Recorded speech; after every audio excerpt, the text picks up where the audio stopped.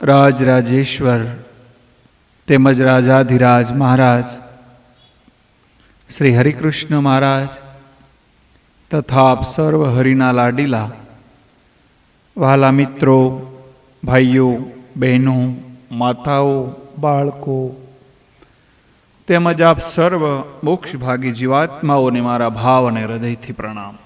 આજે એક ભગવાનના મહાન ભક્ત લાખાજીનો અદ્ભુત પ્રસંગ. શું ભગવાન પ્રત્યેની એમની સમજણ, એમની આજે ખૂબ અદ્ભુત અવલૌકિક વાતો આજે આપણે કરવાના છીએ. ભગત, ઓ લાખા ભગત, ખેતરને શેઢે ઊભા ઊભા એક ગામવાસીએ ખેતર ખેડી રહેલા ભગતને સાથ પાડ્યો. ભગત, ઓ ભગત! ગામવાસીઓએ જરા જોરથી બૂમ પાડી. ભગતને કાને અવાજ આવ્યો. રાશ ખેંચી અને બળદને ઊભા રાખ્યા. હાથની સાજલી કરીને અવાજની દિશામાં નજર નોંધી અને પૂછ્યું, કહે કોણ છે ભાઈ? એ તો હું રામસિંહ. ભાઈ, જય શ્રી કૃષ્ણ. લાખાજીએ વંદન સાથે જય શ્રી કૃષ્ણ કર્યા. સર્વને વંદે એ સાચો વૈષ્ણવ. લાખાજી એક સાચા પરમ વૈષ્ણવ હતા. હળને ખેતરમાં ઊભું રાખી હસતા હસતા ભગત શેઢે આવ્યા. પ્રેમથી પૂછ્યું, કહે કેમ ભાઈ રામસિંહ, આજે શેઢે ઊભા રહેવું છે? રામસિંહના હાથમાં હાથ મિલાવી ભગતે રામ રામ પૂછ્યા. ના ભગત, આ અટાણું કરીને જ આવ્યો. એક માઠા સમાચાર લાવ્યો છું. તે થયું કે અહીંથી નીકળ્યો છું તો કહેતો જાઓ ભાઈ, એવા શા માઠા સમાચાર છે? ભગત, ગામના બજારમાં વાત થતી સાંભળી કે આપની પુત્રી ગંગાબાઈના પતિને આજે સવારે એરો આભળી ગયો છે. પગના અંગૂઠે દંશ દેતા જ એ રામ રમી ગયા છે. રામ રામ રામ ભગતના હાથ ગળામાં પહેરેલી માળા પર પડ્યા અને બોલ્યા, કહે જેવી રામની મરજી દીકરીની એની સાથે થોડા દિવસની જ લેણા દેણી હશે. લેણા દેણી વિના કોઈ કોઈની સાથે ક્યાં રહી શકે છે? માઠા સમાચાર આપીને રામસિંહ તો ગામમાં ચાલ્યા. હળ છોડી ભગવતના સ્મરણ કરતા કરતા ભગત ઘરે આવ્યા. બારણે ઊભા ઊભા બૂમ પાડી, ઓ દેવાની માં! ભક્ત પત્ની ખેમાબાઈ અનાજ સાફ કરતા કરતા બહાર આવ્યા. વાડામાં ગાયોને ખડનીરી રહેલો યુવાન દીકરો દેવો પણ પિતાને ઓશિંતા ઘરે આવેલા જોઈને પાસે આવ્યો. દેવાની પત્ની લક્ષ્મીબાઈ પણ ઓસરીમાં આવીને ઊભી રહી. ભગતે ખેંચથી મુખ પરનો પરસેવો લૂછ્યો. તુલસીના ક્યારા પાસેની લીપેલી નાનકડી ઓટલી પર બેઠા ઊંડો નિસાસો નાખ્યો. બોલ્યા, કહે આપણા ગામનો રામસિંહ માઠા સમાચાર લાવ્યો છે. માઠા સમાચાર? ખેમાએ બાઈએ સુપડું નીચે મૂકતા પૂછ્યું, હા, માઠા સમાચાર. આજે સવારે ગંગાના પતિને વાડામાંથી એરું આવ્યું. ખેમાબાઈના મુખમાંથી કાળી શીંસ નીકળી ગઈ. હે રામ! એમ કહેતા જ ખેમાબાઈ તો ઢગલો થઈને ઢળી પડ્યા. ઘર આંગણે કાળો કેર અને કાળ રગદોળ મચી ગઈ. ઓસરીમાં ઉભેલી દેવાની પત્ની પણ બહાર આવી સાસુને આશ્વાસન આપતી આંસુ સારવા લાગી. થોડી વારમાં તો પાડોશી આડોશી ભેગા થયા. ખરેખર લાખાજીના કુટુંબ પર દુઃખનો પહાડ તૂટી પડ્યો હતો. પણ ભક્ત તો શાંત ભાવે એક બાજુ બેઠા બેઠા મનમાં ને મનમાં વિષ્ણુ સહસ્ત્રનો પાઠ કરી રહ્યા હતા. દેવો પણ પિતાની પાસે ઊભો ઊભો આંસુ સારી રહ્યો હતો. દીકરાની આંખના આંસુ જોઈને ભગતે કહ્યું, બેટા, તારી મા તો રડે, પણ સાથે સાથે તુંય રડે છે. દુઃખમાં સમયમાં જ્ઞાની પણ રડે અને અજ્ઞાની પણ રડે, તો જ્ઞાની અને અજ્ઞાનીમાં ફેર શું? આજ સુધી ગીતા પાઠમાંથી જે જ્ઞાન મેળવ્યું એની આજે કસોટી છે. જેનું જ્ઞાન નિત્ય ટકે તેને સુખમય આનંદ મળે અને દુઃખમય આનંદ મળે. માણસ જ્ઞાનથી મોટો પણ શાસ્ત્રો ભણે, ગીતા પાઠ કરે, સત્સંગ કરે, પણ દુઃખના સમયમાં જ્ઞાનને વિસરીને બીજાની સાથે રડવા બેસી જાય તો એનું જ્ઞાન નકામું. એને શાંતિ ન મળે. બેટા, દુઃખમાં તો ધૈર્ય રાખવાનું હોય. લાખાજી જાતના બ્રાહ્મણ હતા. રાજપૂતાના એક નાનકડા ગામમાં રહેતા હતા. શાસ્ત્રોની વાતો સમજી શકાય એટલું શિક્ષણ મેળવ્યું હતું અને ઘરની ખેતી કરતા. લાખાજીનો પ્રત્યેક વ્યવહાર ભક્તિમય બની ગયો હતો. ઘરની 4 દિવાલો વચ્ચે રહીને તે સર્વેશ્વરની ભક્તિ કરતા. બાપ દાદાના વખતથી ચાલી આવતી ખેતી સંભાળતા. યોગીઓને જ્યાં આનંદ સમાધિમાં મળતો તે આનંદ લાખાજી ખેતીમાં કામ કરતા કરતા અનુભવતા અને કહેતા, સંસારમાં રહીને સર્વેશ્વરને મળવું હોય તો મનને સંસારમાંથી ખેંચી લો. સંસારમાં રહેવું એ પાપ નથી, પણ મનમાં સંસારને રાખવું એ મહાપાપ છે. સમાજમાં રહીને ભગત સાધુ જીવન ગાળતા. રોજ સવારે પ્રાતઃકાળમાં ઉઠીને સ્નાન સંધ્યા કરે, વિષ્ણુ સહસ્ત્રના પાઠ કરે, પાઠ કર્યા પછી ગીતાનું વાંચન કરે. આ બધા સંસ્કારો પુત્ર દેવાજી અને પુત્રી ગંગામાં પડ્યા હતા. ઘરના સંસ્કાર સંતતિમાં પડ્યા વિના રહેતા જ નથી. લાખાજીનું ઘર એ પંથકમાં સુખી અને સંસ્કારી ગણાતું. ઘેર સારી ખેતી હોવાથી ભગવત કૃપાથી ધન ધાન્યના કોઠારો ભર્યા હતા. કોઈ સંત સાધુ કે ભગત ભિખારી ભગતને આંગણે ભૂખ્યો ગયો સાંભળ્યો ન હતો. હજી 2 વર્ષ પહેલા જ દીકરી ગંગાને પાસેના ગામમાં પરણાવી અને તે પછી દેવાને પરણાવીને ભગત નિરાતે શ્વાસ લીધો હતો. પૂર્વને યોગે દેવાને પત્ની પણ સંસ્કારી મળ્યા હતા. પ્રતિ પળે કલ્પાન વધતું જતું હતું.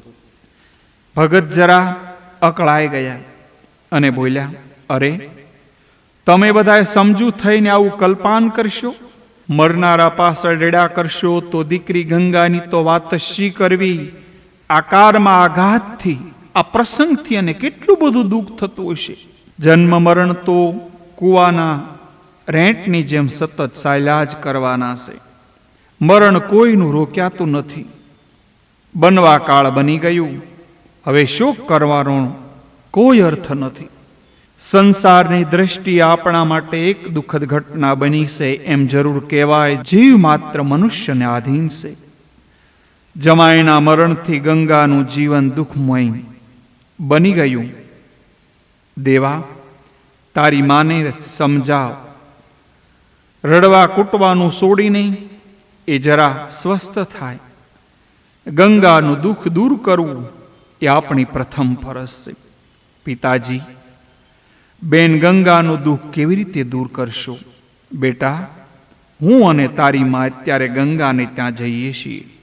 સંસારના વ્યવહારિક દ્રષ્ટિએ પણ લૌકિક રીતે આપણે જવું જોઈએ અને ત્યાં જઈ એના સાસુ સસરાને સમજાવીશ. ગંગાને આપણે ઘેરે લઈ આવીએ. આસપાસનું વાતાવરણ પણ મન ઉપર અજબ જેવી અસર કરે છે.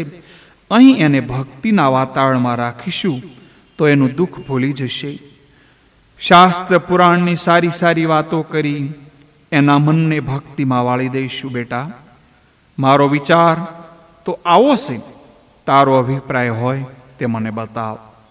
લાખાજીએ દેવાને પૂછ્યું, પિતાજી, ગંગાબેન અહીં આવવા રાજી હોય તો એને અહીં જ લઈ આવો. દેવા, વિધવા બહેનને અહીં લાવવામાં બીજી તો કોઈ હરકત નથી. એને અહીં લાવ્યા પછી આપણે સૌએ સંસારમાં રહીને પણ સંયમ જીવન આપણે જીવવું પડશે. ગંગાના દિલમાં રહેલી સંસારિક વસ્તુઓને આપણે મગજમાંથી કાઢી નાખવી જોઈશે. માટે આચાર વિચાર શુદ્ધ રાખવા પડશે. જ્યાં આચાર વિચાર શુદ્ધ હોય ત્યાં જ હૃદયમાં ભક્તિ જામે છે. બેટા, વહુ, હું કહું છું એ સમજ્યા ને? તારે ને તારી સાસુએ શરીર પરના શણગાર તજી સાદાઈ અપનાવી પ્રભુ સેવામાં ચિત્તને છોટાડવું પડશે. લાખાજીએ પુત્ર વધુને પૂછ્યું, પિતાજી, આપ જરાય ચિંતા ન કરશો. ગંગાબેન વૈધવ્ય જીવન ગાળશે. હું સૌભાગ્યવતી હોવા છતાં ગંગાબેન જેવું સાદું, સંયમી અને પવિત્ર જીવન ગાળીશ. એ જે ખાશે એ જ હું ખાઈશ. એ જેમ રહેશે તેમ હું રહીશ.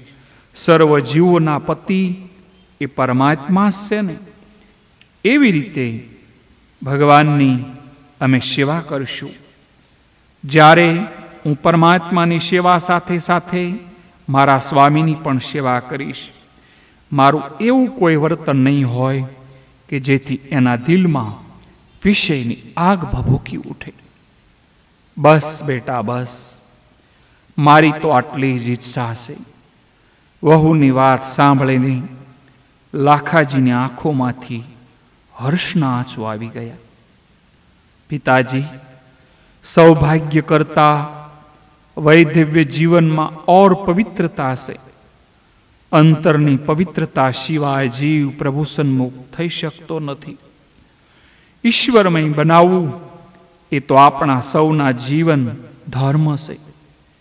આજે તો સહોદર બેનને માટે સંયમી જીવન ગાળવાનો પ્રસંગ આવ્યો છે. પણ આર્યોના ઘરમાં તો એ આદર્શ છે કે ઘરમાં વિધવા બેન હોય કે વહુ હોય ત્યારે ઘરમાં રહેતા દરેક સંસારીઓએ ધર્મ બની ત્યાં રહેવું જોઈએ કે સૌ વિષય ભોગતાનો ત્યાગ કરી સંયમપૂર્વક જીવે. ઘરમાં યુવાન વિધવા વહુ હોય અને તેના સાસુ સસરા, એના જેઠ જેઠાણી કે દિયર ભોજાય વિલાસી જીવનમાં રસ્યા પસ્યા રહે તો વિધવા નારીના જીવનની શી દશા થાય? ક્યાં બળે એ સંયમી જીવન ગુજારી શકે? ભાઈ દેવા, એક સમજવા જેવી વાત છે કે ભોગ ભોગવવાથી કદી દુઃખનો નાશ થતો નથી. તેમ ભોગોને ત્યાગ કરવાથી પણ દુઃખ જતું નથી. સર્વ દુઃખનું કારણ મનના મનોરથો છે. મનમાં સુખ છે અને મનમાં દુઃખ છે. મોટા મોટા રાજા મહારાજાઓ પાસે અનેક જાતના ભોગ પદાર્થો હોવા છતાં એ દુઃખી છે. જ્યારે રંગ પાસે ભોગ પદાર્થ નથી એટલે તે દુઃખી છે. ભોગવનારા ભોગવીને દુઃખી થાય છે. જેની પાસે ભોગ નથી એમને ભોગ ભોગવ્યા નહીં એનું દુઃખ થાય છે. પર્ણકુટીમાં વસતા સંતો અને ભક્તો સદાય સંતુષ્ટ રહે છે. કારણ કે એમના મનમાં કોઈ ભોગ ભોગવવાનો મનોરથ છે જ નહીં. જ્યાં ભોગ ભોગવવાના મનોરથ ત્યાં દુઃખ. જો ગંગાબેનના મનમાંથી પતિ વિયોગનું દુઃખ દૂર રહેતું હશે તો આપણે સૌએ વિષય ભોગના મનોરથનો ત્યાગ કરવો પડશે. તો જ ગંગાબેન સુખી થશે. પિતાજી, મનમાં જરાય શંકા આશંકા રાખ્યા વિના ગંગાબેનને આપણે ઘેરે તેડી લાવો. આપની આજ્ઞા અનુસાર વિષય ભોગનો ત્યાગ કરીને સંયમી જીવન ગાળશું. એમાં અમારું કલ્યાણ છે અને બહેનનું પણ કલ્યાણ છે. બેટા દેવા, તો અમે બંને ગંગાબેનને સાસરે જઈએ છીએ. પાછા ફરતા અઠવાડિયું 10 દિવસ પણ થાય. તમે તો સમજુ છો. સમજુને વધારે હું શું કહેવું. સવાર સાંજ વિષ્ણુ સહસ્ત્ર નામ, ગીતાના પાઠ ભૂલતા નહીં. આંગણે આવેલા કોઈ અતિથિ હોય એને ભૂખ્યા કાઢતા નહીં, પ્રેમથી એની સેવા કરજો. ભક્ત લાખાજી ધર્મપત્નીની સાથે ગંગાને સાંચરે આવ્યા. ત્યાંનું દ્રશ્ય જોઈને બંને સ્થિર થઈ ગયા. અંદરના ઓરડામાં ગંગાના વૃદ્ધ સાસુ સસરા કાળો કલ્પાંત કરી રહ્યા હતા. હાય હાય રે, અમને અધવચ્ચે મૂકીને બેટા તું ક્યાં ગયો? તારા વિના અમારું કોણ? તારા જવાથી તો અમારા વંશનો વેલો ઉજ્જવળ થઈ ગયો. તારા વિના અમારી સદગતિ કોણ કરશે? પિંડદાન કોણ કરશે? અમારું શ્રાદ્ધ કોણ કરશે? બેટા, કયું સુખ ભોગવવા અમને અહીં રાખ્યા અને તું ચાલ્યો ગયો? ખૂણામાં બેઠા બેઠા સસરા આંસુ સારી રહ્યા હતા. સાસુ સાતી પીટી પીટીને કાળું કલ્પાંત કરી રહ્યા હતા. શાંત ભાવે ગંગાબાઈ સાસુ સસરાને સમજાવતી રહી હતી. મા બાપ બંને વૃદ્ધ છો.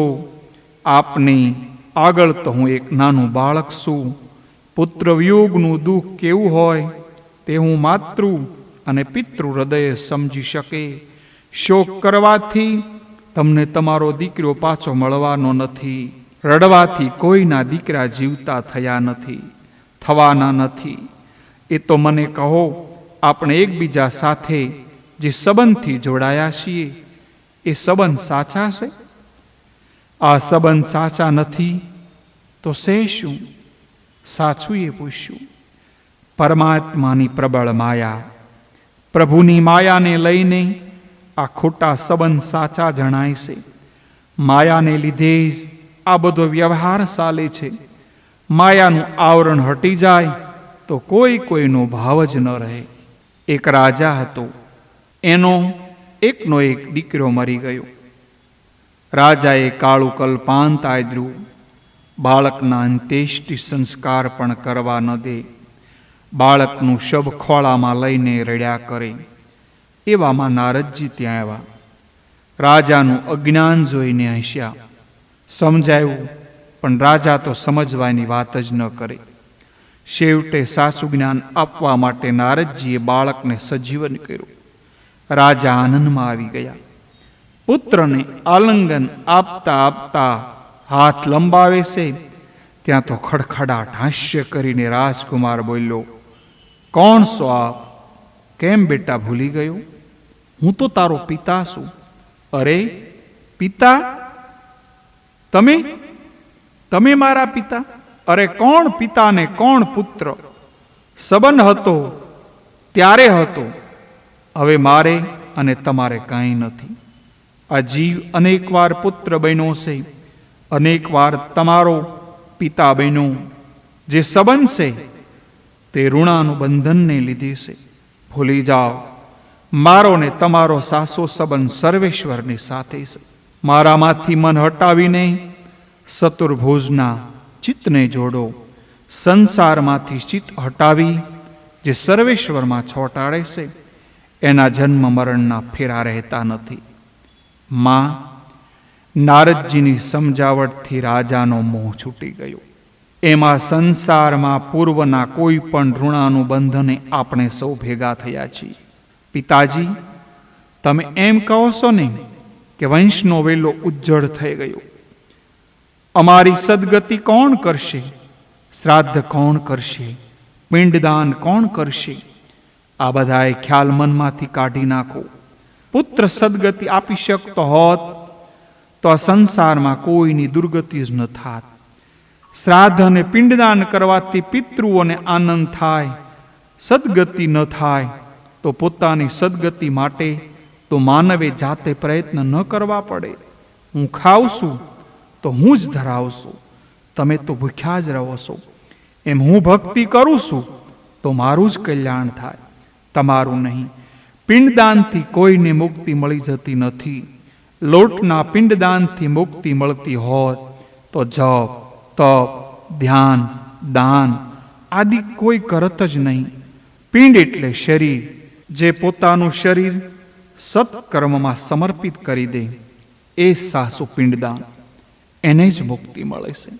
એક પગલું આગળ વધીને એમ કહું છું કે સારું એ વિશ્વપતિનું અજબ જેવું છે. આ નાટકનું ઘર છે. વિશ્વપતિ આપે એવા પાઠ સૌને ભણાવવા પડે છે. સંસાર એક રંગભૂમિ પર કોઈ બાપ બને, કોઈ દીકરો બને, કોઈ પત્ની બને, કોઈ પુત્રી બને. પાઠ પૂરા થયા પછી નટ પડદા પાછળ જાય. ત્યાં ગયા પછી બહારના બધા સંબંધો ભૂલાઈ જાય. ત્યાં નથી પુત્ર કે નથી પિતા, નથી બહેન, નથી પતિ કે નથી પત્ની. ત્યાં સૌ નટ સરખા છે. તમારો પુત્ર એનો પાઠ ભણાવીને ચાલ્યો ગયો.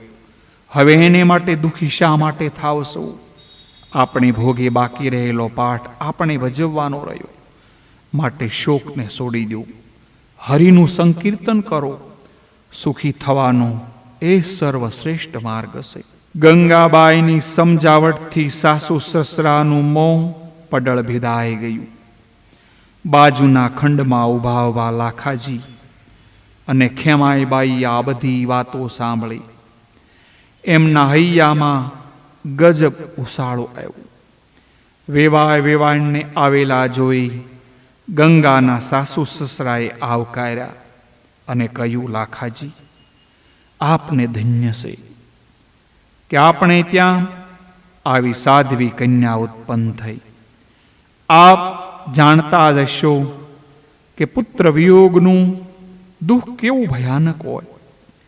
તેમાંય પાછું યુવાન સ્ત્રી માટે પતિ વિયોગનું દુઃખ એવું અસહ્ય હોય.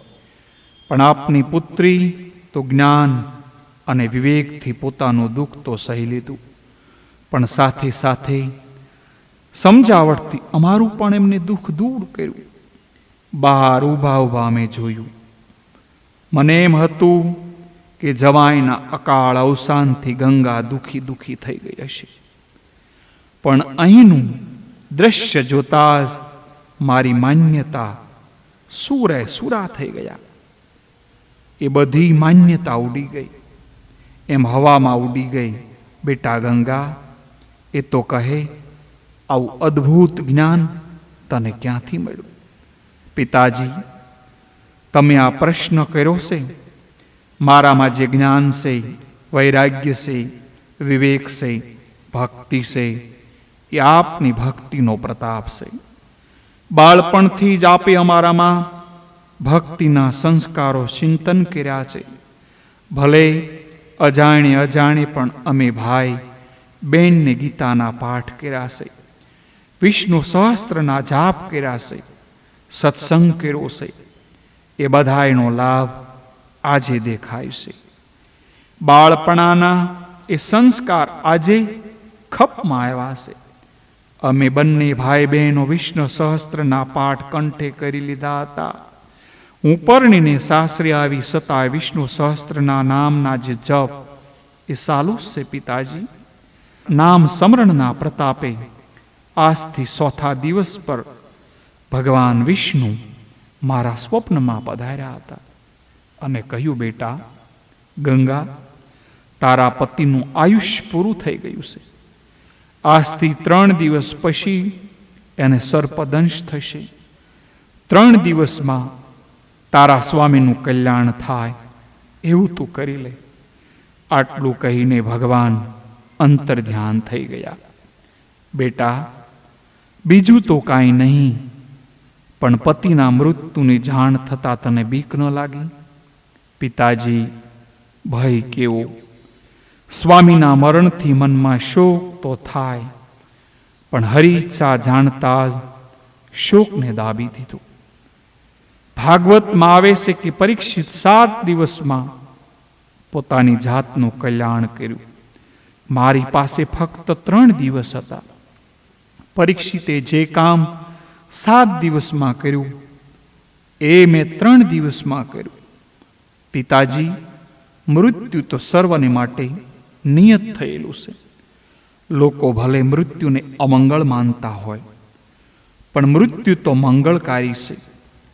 જેમ નાનો દીકરો હસતા હસતા બાપના ખોળો છોડી અને પટાંગણમાં રમવા નીકળે અને પાછો હસતા હસતા બાપના ખોળામાં જઈને બેસે, એમ સંસારના પ્રત્યેક જીવ હસતા હસતા પટાંગણમાં રમવા આવે, રમત રમાઈ જાય પછી બાપાની પાસે જતા રહે, એમાં શોક શા કામનો? અંતકાળે જીવનને પ્રભુ પાસે જતા ગભરામણ થાય તો કાળના ડરથી નહીં, પણ પોતે કરેલા પાપોથી ડરવાની જરૂર છે. જે બાળક રમતા રમતા કપડા કાદવવાળા કરે કે વિષ્ટાવાળા કરે, એને બાપાના ખોળામાં બેસતા ડર લાગે. મને તો પરમ કૃપાળુ પરમાત્માએ 4 દિવસ અગાઉ જાણ કરી, એટલે મેં મનને સમરણના લલિતથી સ્વચ્છ કરી દીધું હતું.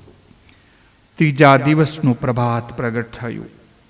પ્રાતઃકાળે ઉઠી સ્નાન સંધ્યા કરી, ભગવતનો ઉત્સવ કરી અને તમામ તૈયારી કરી. હું તુલસીના ક્યારે પાણી રેડી પ્રસાદ માટે દૂધ ગરમ કરી રહી હતી. મારા સ્વામી પુષ્પો તથા તુલસી લેવા માટે બાગમાં ગયા. પુષ્પો વીણતા વીણતા પણ હરે કૃષ્ણ કૃષ્ણ કૃષ્ણ હરે હરેનો જાપ કરતા હતા.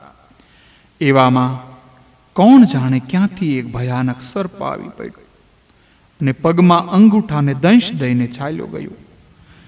નારાયણ નામનું સ્મરણ કરતા જ બ્રહ્મરદ્ર ફાટ્યું અને પરલોકને પંથે પ્રાણ સિંધાવી ગયા.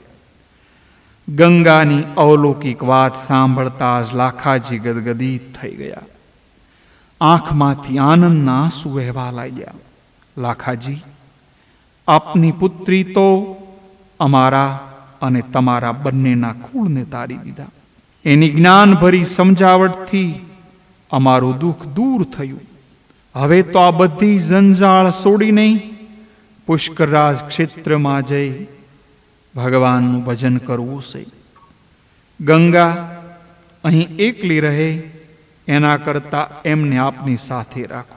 ઘરનું રાસ રસીલું વેચી સાંટી રોકડ રકમ કરી લાખાજીએ ગંગાના સાસુ સસરાને આપતા કહ્યું, લ્યો આ રકમ, તીર્થમાં જઈને દાન અને ધ્યાન કરજો. અરે, આટલી બધી રકમની શી જરૂર છે? ગંગા માટે પણ કંઈક રાખો. હવે ગંગાને જોઈએ શું? પ્રભુની કૃપાથી ધન ધાન્યના કોઠાર ભર્યા છે.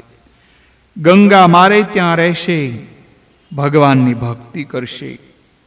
ગંગાએ સાસુ સસરાના શરણોમાં પ્રણામ કર્યા, અંતરના આશીર્વાદ લીધા.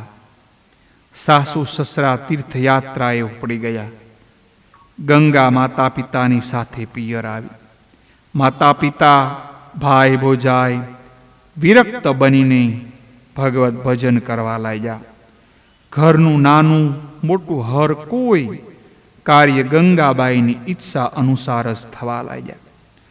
સન સેવાનું કાર્ય ગંગાબાઈએ ઉપાડી લીધું. આંગણે આવેલા સાધુ સંતો અને પ્રેમથી જમાડે.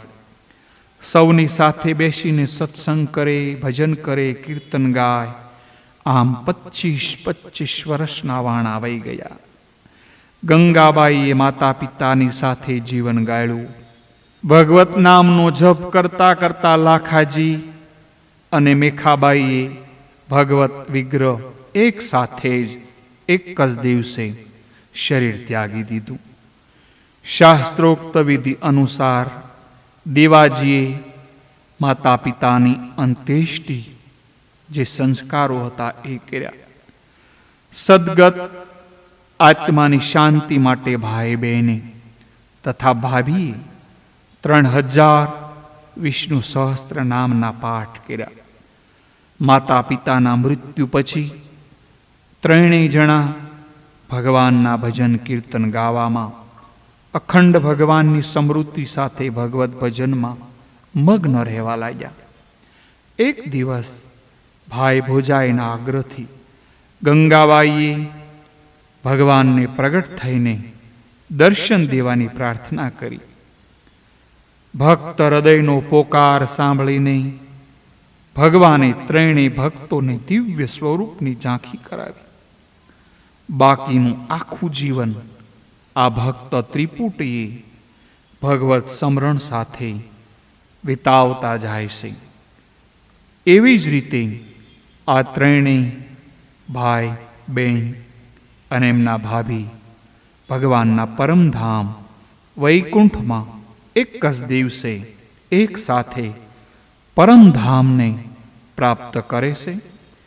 એવી રીતે મેં તમને આજે લાખાજી તથા એમની પુત્રી ગંગાજી એમનો અદ્ભુત પ્રસંગ હતો તે તમારી સમક્ષ મેં આપને કહ્યું છે. જો કોઈ ક્ષતિ હોય તો આપનો બાળક જાણી, આપનો પુત્ર જાણી, આપનો નાનો ભાઈ માની મને ક્ષમા આપજો. આપના સૌના શરણમાં ભાવથી જય શ્રી કૃષ્ણ.